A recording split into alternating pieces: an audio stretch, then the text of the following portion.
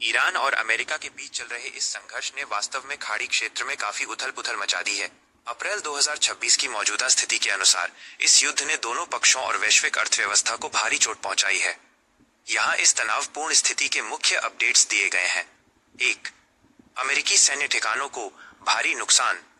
हालिया रिपोर्टों के अनुसार ईरानी जवाबी हमलों ने खाड़ी क्षेत्र में स्थित कई अमेरिकी बेस को निशाना बनाया है।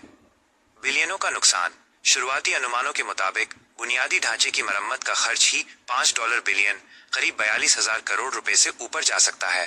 प्रमुख बेस प्रभावित। कतर का अल उदेद एयर बेस अल उदेद और बहरीन में अमेरिकी नौसेना के 5वें बेड़े 5th फ्लीट के मुख्यालय को गंभीर नुकसान पहुंचने की खबरें हैं। कतर में तो एक रनवे के पूरी तरह तबाह होने की भी बात सामने आई है। हथियारों की बर्बादी। इन हमलों में कई महंगे सैन्य उपकरण, विमान और डिफेंस सिस्टम भी क्षतिग्रस्त हुए हैं। 2. आर्थिक मार और तेल संकट। यह युद्ध केवल मिसाइलों तक सीमित नहीं है, इसने पूरी दुनिया की जेब पर असर डाला है। पेट्रोल की कीमतें। अमेरिका में गैस की कीमतें $1 प्रति गैलन तक बढ़ गई हैं और अंतर्राष्ट्रीय बाजार में कच्चा तेल $100 प्रति बैरल के पार पहुंच चुका है। हॉर्मुज जलडमरू मध्य स्ट्रेट ऑफ हॉर्मुज ईरान ने व्यापार के इस सबसे महत्वपूर्ण रास्ते को ब्लॉक कर रखा है, जिससे दुनिया का लगभग 20% तेल और गैस का व्यापार ठप है। ग्लोबल जीडीपी को झटका।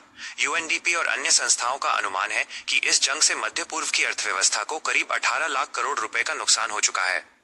3. वर्तमान स्थिति और युद्ध विराम सीज फायर। ट्रंप का रुख। अमेरिकी राष्ट्रपति डोनाल्ड ट्रंप ने हाल ही में युद्ध विराम सीज फायर को बढ़ाया है, लेकिन एक स्थायी समझौता अभी भी दूर नजर आता है।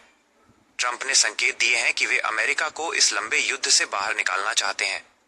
ईरान की शर्त। ईरान ने प्रस्ताव दिया है कि यदि अमेरिका अपना आर्थिक घेरा ब्लॉकेड हटा लेता है तो वो हॉर्मुज के रास्ते को फिर से खोलने के लिए तैयार है।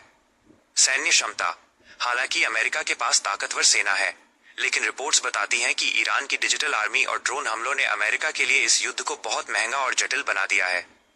खास बात, इस युद्ध में अब तक हजारों लोग अपनी जान गंवा चुके हैं और खाड़ी के देश जैसे सऊदी अरब, यूएई और कुवैत भी इसकी आर्थिक और सामरिक चपेट में आ गए हैं।